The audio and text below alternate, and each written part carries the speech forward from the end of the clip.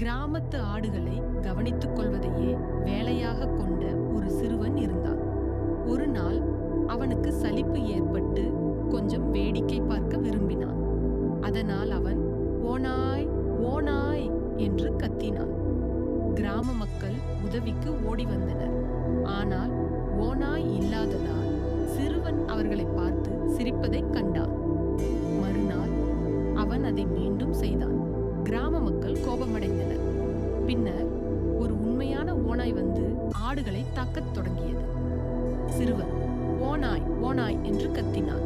ஆனால் இந்த முறை யாரும் அவனை நம்பவில்லை.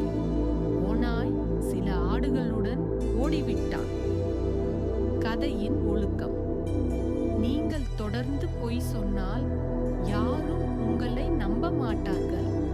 நீங்கள் உண்மையை சொன்னாலும் கூட யாரும் நம்ப மாட்டார்கள்.